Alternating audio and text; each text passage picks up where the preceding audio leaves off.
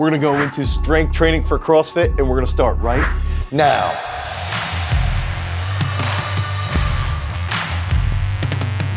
What's up, freaks? So one of the big discussions that I wanted to have was around strength training and periodization for CrossFit. And so I was fortunate enough to spend over 2 hours talking with Brent Fikowski, one of the best CrossFitters in the world, about this topic. And a lot of outsiders tend to be like, oh, boo-hoo, I don't like CrossFit. It's crazy. There's no periodization. It's just mayhem. Look at how they cycle the barbells. Wow, wow, wow. This is actually how a lot of strength coaches operate. They don't see CrossFit as a sport.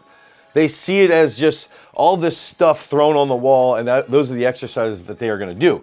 But guys, it's been around for over a decade. Like, we can start to grow up and realize it's an actual sport. It has a very entertaining competitive layout, and a lot of people do it. So grow up, okay? So I think that's one of the main things that I wanted to go over right away. But I wanted to go into breaking down how can you actually periodize for CrossFit? What can you do for a sport that has so many different qualities? And that's where we're gonna go now, is how can we actually break down training throughout a full year? And then how can you apply that to your own training to improve your performance in the sport of CrossFit?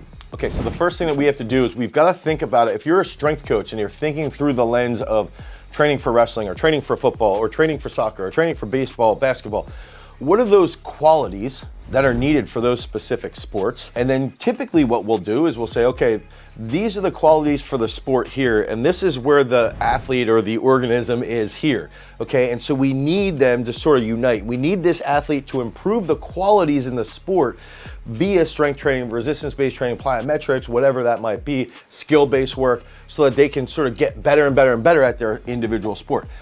This is no different in CrossFit. And so if we're looking at strength training for CrossFit, we have to lay out the sport in the realm of endurance, the realm of absolute strength, the realm of explosiveness, okay? So those are essentially 3 columns that you can sort of look at. And an even simpler term might even be going, okay, a long form competitive state. So having to row a marathon, okay? So you're on the erg, you're on the rower, and you have to row a marathon. That's gonna be very, very long term, okay? Long duration endurance. Now, if you get into, say, something like you have to do a clean and then run 250 meters or 400 meters and then do another clean, that's gonna be more like that mid form type of endurance. So there's gonna be some strength and there's gonna be some endurance. And then you might even have, all right, let's work to a max back squat. Let's work to a max power clean. Now that's gonna be much more shorter. Or even if you have like a 2-minute test where you have to do, 21 thrusters into 21 kipping pull-ups and back and forth until that 2 minutes is done. So now you have to have really, really high-end speed. And so now we can look at it from that lens, right? We have that lens of endurance, mid-level, moderate endurance, and then strength and explosiveness over here. And so those are essentially the 3 columns that you need to look at when you're designing a strength training program for CrossFit. And so the next step that we have to do is find out where the glaring weaknesses might be in the individual, okay? So if we're starting and we're 8 months out from a major competition, okay, now we can look at it and go, all right, this individual is extremely weak with shoulders. Their shoulders are just terribly weak. So we actually want to focus specifically on increasing shoulder strength. Or let's say this individual stinks at swimming. We're using the Matt Fraser example. Matt Fraser had tremendous strength, tremendous explosiveness, but his long duration cardio, his LSD, his long steady state distance training was terrible. So his coach had him get on the bike or get on the ski erg or get on the rower or go out for a jog every single day to improve his overall endurance. That was his weakness. So let's go back to that shoulder example. So if we have somebody who has weak shoulders, they're bad at handstand push-ups, they're bad at wall walks. Well, now, 8 months out from their major competition, we're gonna actually zero in on that major problem, just improving shoulder strength. So push presses, handstand push-ups, deficit handstand push-ups, working specifically on wall walks, doing bodybuilding movements to trigger the improvement in their strength in their shoulders. Okay, so that's that first step. We find a glaring weakness, and it might be endurance-based training, it might be a body part, it might be a skill like gymnastics or swimming, and we have to harp on that as much as we can further out from competition so that as we get closer, that weakness is slowly improving and it becomes something that they're actually good at. So that leads us into breaking down that training into 3 separate phases. So if we have, using that 8-month example, if we have a comp in 8 months, let's go phase 1, phase 2, phase 3, okay? Phase 1, we're much further out from the actual competition. That's where we want to focus on that specific weakness, okay? So that specific movement pattern or skill as a weakness, and we have to increase that and improve that as much as possible. And that might also mean that we have to focus on a weakness with endurance and the motor, right? So now we have to also focus on, and using the Matt Fraser example, is it endurance based? Is endurance their problem, or is the problem actually they can't go fast? They're not fast individuals. So if they have a shoulder weakness and they're slow, what we can do is more, shoulder bodybuilding work, shoulder technique work, and then also let's try and make them a little bit faster. Let's focus on some specific weightlifting movements, more plyometric movements to get that speed to rise to the surface because they tend to be a little bit slower. So that would be phase 1. That takes us into phase 2.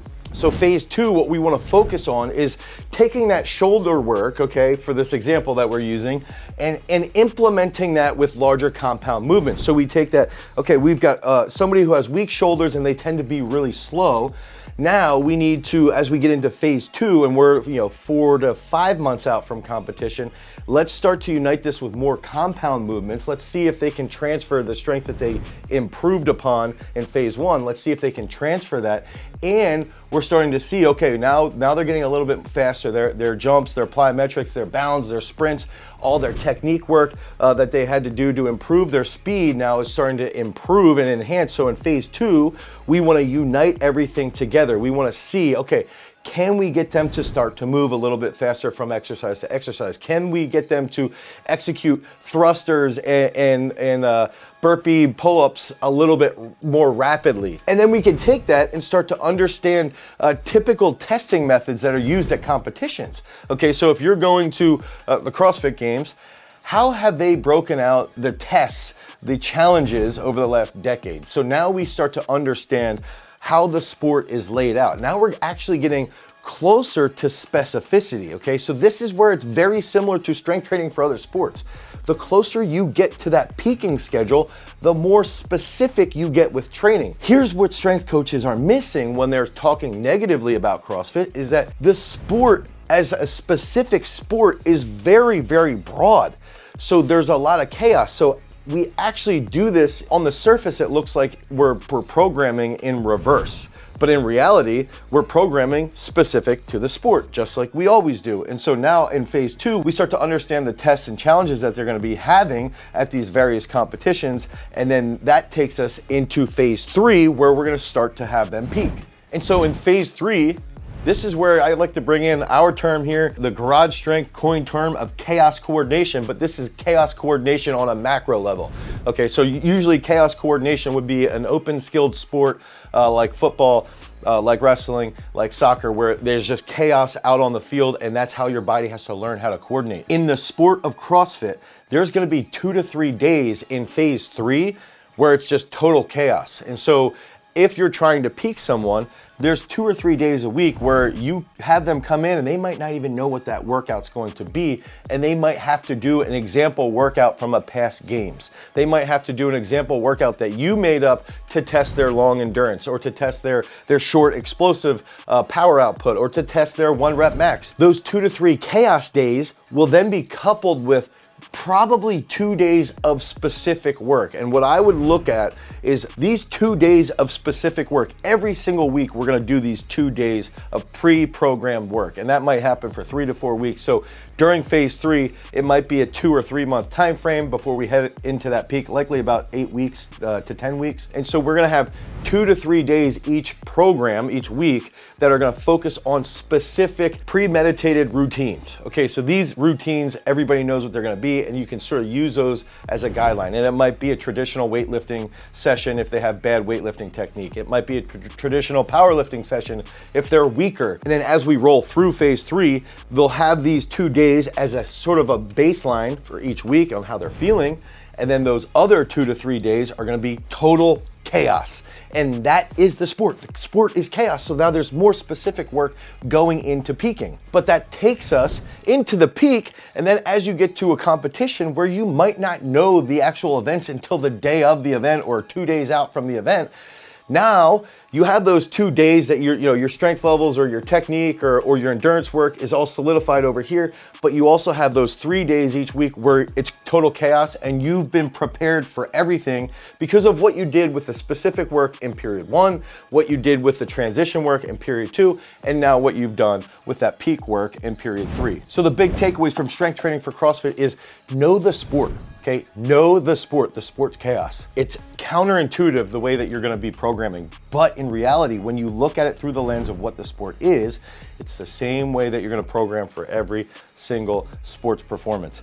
Okay, every single basis of sports performance. I also recommend know the venue. Okay, know the venue of where you're competing at. What type of setup are they going to have? Because that could determine what type of long endurance work they're going to have you do. If they're near a body of water, well, now there's likely going to be swimming. Or maybe if it's in a smaller space, well, now you know, okay, we're probably just going to be on a rower or an assault bike or a ski erg. So those things can change if you understand the venue and you also know the sport. And then on top of that, you know the event, you know the actual overall event. Is it, the Granite Games, or is it the CrossFit Games, or whatever other event might be happening? You understand how those meet directors have programmed in the past. You start to see their tendencies. Again, the sport's been around for over a decade, so tendencies are starting to arise, and that's going to help you prepare. And then finally, we have to focus on executing and recovering.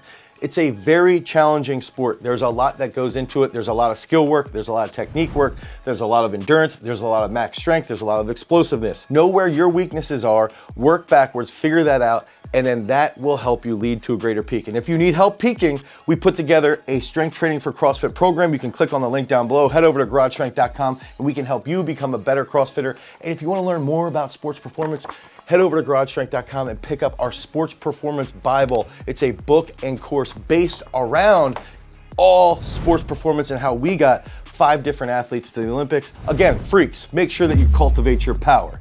Peace.